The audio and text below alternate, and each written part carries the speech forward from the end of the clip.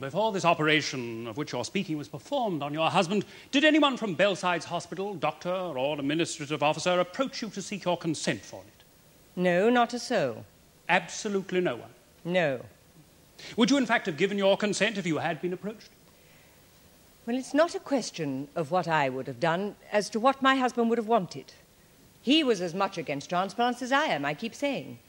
He'd have been shocked by the very idea that they were thinking of putting someone else's heart into him, a young girl. So neither you nor your husband would remotely have consented to this operation that was in fact performed on him on the night of May the 7th?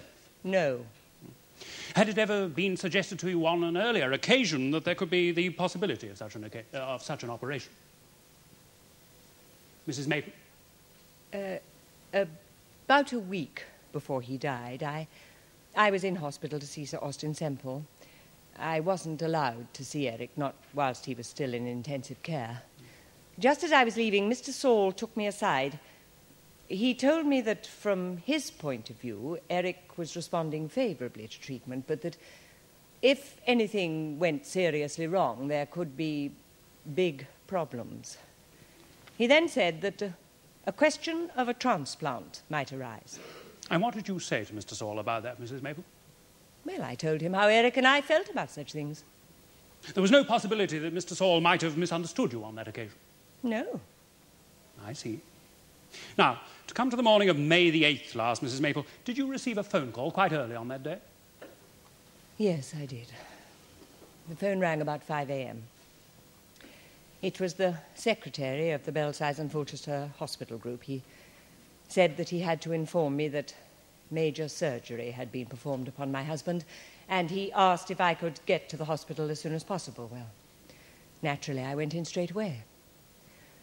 When I was told all about it, well, I was struck dumb. I couldn't believe what had happened. Sir Austin Semple was there, and he just kept informing me that it was none of his doing, and he apologized profusely. And then they let me see Eric through a pane of glass. He had a lot of wires attached to him. He was propped up, and the medical people were hovering about like, well, I don't know what, really. It was awful. It was as if Eric was some sort of machine that had gone wrong. And then, perhaps an hour later, with that girl's heart in him, he died.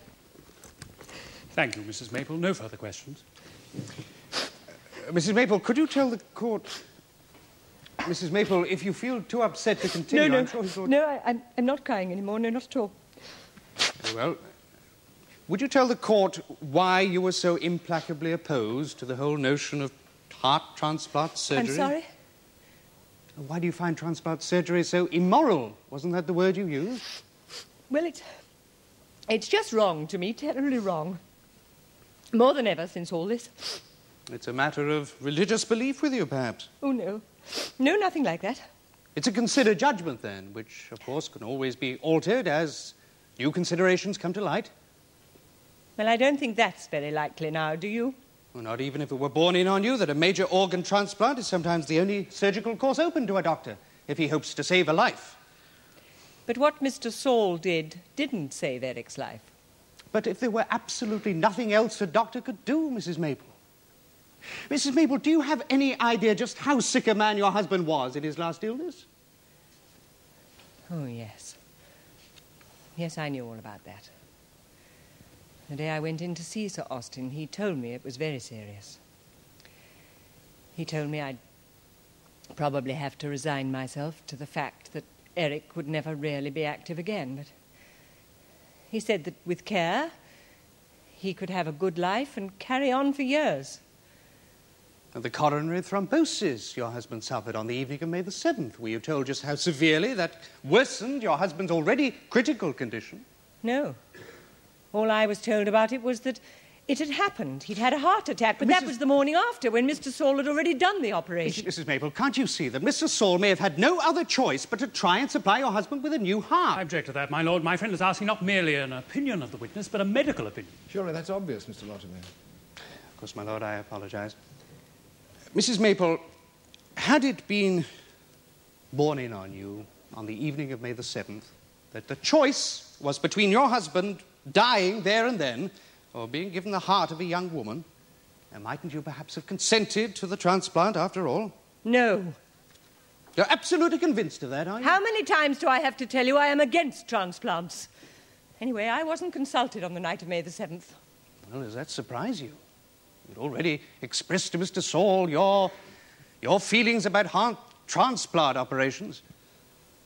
He knew quite well consulting you before operating would only lead to intolerable delay. Yes, but that still There's no time to waste when it's a question of a heart transplant, Mrs. Maple.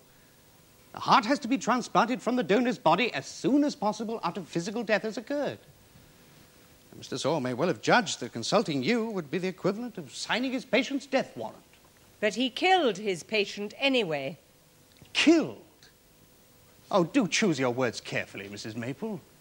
It seems to me that the most notable thing Mr. Saul did on the evening of May the 7th was exhibit an almost heroic indifference to his own fate. And doctors leave themselves open to certain consequences if it's shown they performed surgery without due permission. Mr. Saul may well have risked everything for the sake of his patient. You can't turn it around like that.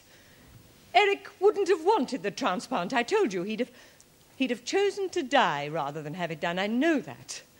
Ah, yes, your husband's attitudes, of course. It's time we came to those. Now, you'd say you had a good marriage, would you, Mrs. Maple? You and your husband were a devoted couple.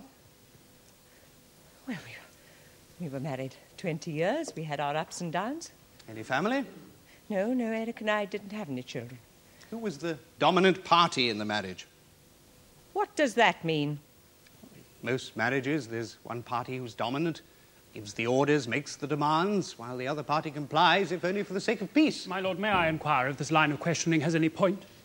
Yes, my lord, it does have a point, which will be made clear even to my learned friend, if you will allow me to continue. Mrs. Maple?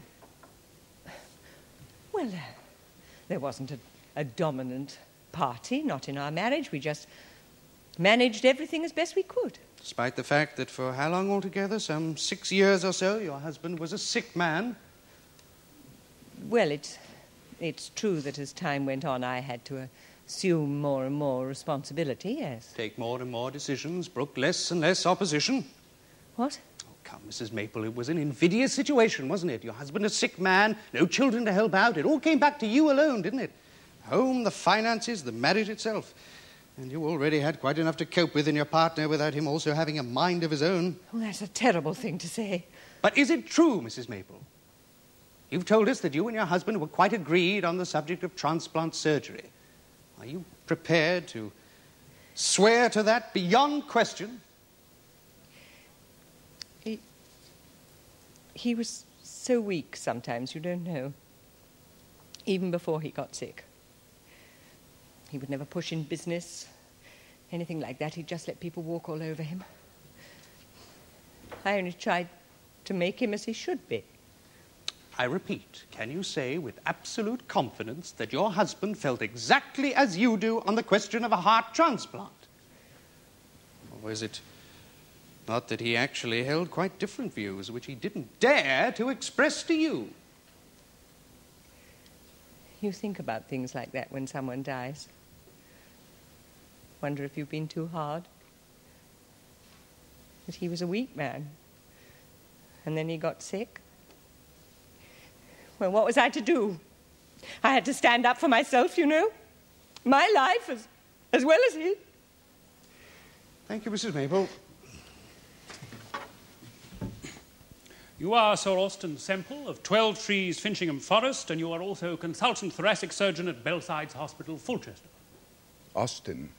Sir Austin. Yes. Will you tell us, Sir Austin, if there is a professional connection between yourself and the accused, Mr. Stephen Saul? Well, Mr. Saul is a surgeon whom, about a year ago now, I invited to become my personal assistant in the thoracic team at Belsides Hospital. He appeared to me then to have all the necessary qualifications for the job. What qualifications exactly, Sir Austin? Why, a skill in surgery, a coolness in judgment, and, above all, a paramount concern for the welfare of his patient. And do you still think Mr. Saul possesses these qualifications? Frankly, no. A year's experience of him has taught me that I was wrong. Mr. Saul is, in fact, governed almost entirely by the demands of personal ambition. He aspires to be a star in the medical firmament. He will sacrifice almost anything to achieve that aim. I made a grave mistake in ever sponsoring him. He killed that patient, Eric Maple, you know, just to